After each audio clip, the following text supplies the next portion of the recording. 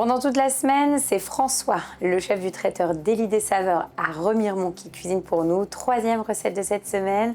Donc il est parti sur un maquereau farci grillé avec un coulis d'hysope.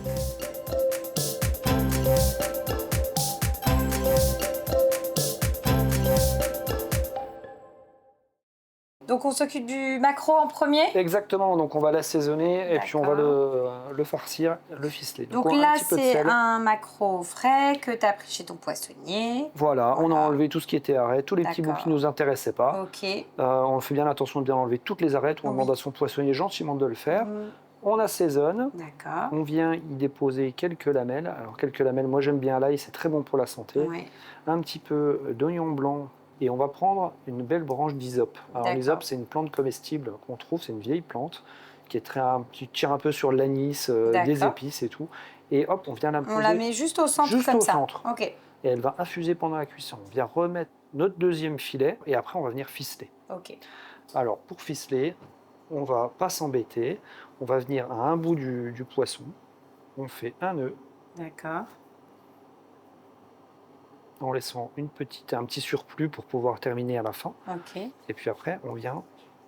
Ouais, on est vraiment comme... On vient l'enrouler. C'est comme un rôti, quoi. Exactement, comme un rôti. Mais on ne va pas s'embêter à faire centimètre par centimètre. Oui. Ce qu'on veut juste, c'est que les filets se tiennent entre eux. Oui, c'est que ça... Voilà. Okay. Très grossièrement, très simplement. Oui, on n'est pas là à l'inverse d'un rôti où on a quelque chose de très esthétique, très joli. Là, l'idée, c'est simplement que ça tienne correctement pour la cuisson. Exactement. Et après, on refait un double nœud. Et on est bon pour la cuisson. Super. Voilà, tout simplement. Alors là, bon. On prend notre petit maquereau qu'on vient déposer sur un petit plat. On badigeonne un petit peu d'huile d'olive et on va pouvoir aller le mettre au four. Ok, on enfourne, donc à combien, pendant combien de temps? 190 degrés, entre 15 et 20 minutes. Ok, ça marche. Et voilà. Et comme ça nous laisse le temps de préparer notre accompagnement. Voilà, la petite garniture qui va aller avec. Donc on a des petites betteraves, betteraves jaunes et betteraves chioja, toujours de ma petite ferme du Dahu. On va venir passer à la mandoline tout fin. Si on n'a pas de mandoline, on prend un couteau qui coupe bien. Et on le fait... On fait quelques petites lamelles. Le but est de les manger crus pour avoir ce croustillant qu'on n'aura pas avec le poisson. D'accord. Mais le poisson sera plutôt moelleux. Exactement. Et là, l'idée, c'est d'avoir quelque chose d'un peu... d'avoir un peu de mâche. Sympa, voilà. Donc on a nos quelques tranches. Regardez-moi ça, c'est superbe. Ensuite, on s'occupe de notre sauce. Voilà, donc la sauce, c'est un coulis d'hysope, donc c'est cette herbe-là. Ça se trouve facilement, ça, l'hysope? Alors ça, il faut se rapprocher des petites fermes, comme la ferme du Dahu, comme les petites fermes aux herbes, etc., ou du Taux. Vous en trouverez. Même sous forme séchée, c'est très bon. On récupère juste les feuilles, on met dans un mixeur avec un petit peu d'huile nature, huile neutre, pas d'huile d'olive, parce que c'est un peu trop fort.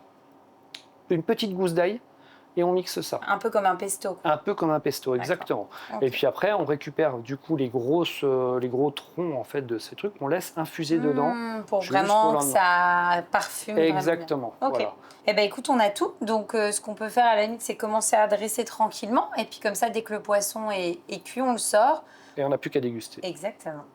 Donc c'est parti pour le dressage. Donc là, tu mets un petit peu de coulis d'hysope. De coulis d'hysope. Voilà. Au centre. Exactement. Ensuite, on vient disposer nos quelques petites... Alors, aléatoirement. Oui, exprès. C'est un petit peu psychédélique. Ouais, c'est ce que j'allais dire. En plus, c'est vrai que l'avantage de ces betteraves-là, c'est qu'elles sont vraiment très jolies. Donc, ton dressage, il est joli en un clin d'œil. Exactement, il n'y a pas besoin de rajouter de l'esbrouf. Ensuite, donc on va déficeler. Donc, on coupe la petite ficelle. On enlève tout ça délicatement sans arracher les chairs.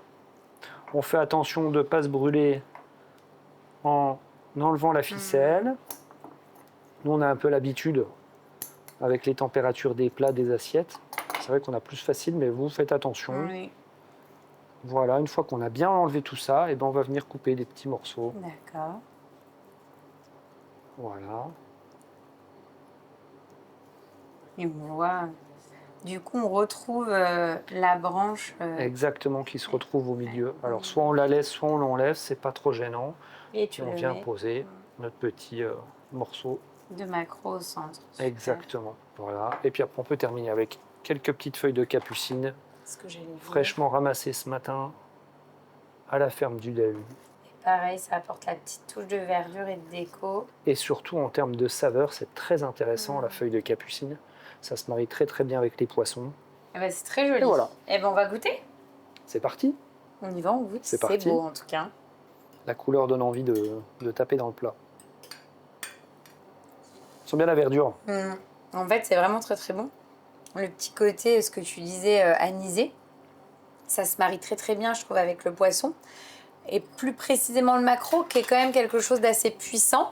Donc tu vois, ça permet d'avoir quelque chose qui dynamise en fait aussi et qui équilibre. Et sans l'emporter sur le goût du poisson. Exactement.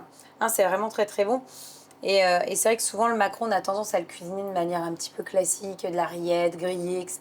Là, c'est une alternative, je trouve, qui est intéressante. Exactement. Donc top. Et puis c'est un poisson qui est relativement bon marché. C'est bon marché, c'est goûtu. Et ça fait son petit effet en version comme ça. Et c'est de saison. Donc top. Encore une belle recette très très très facile.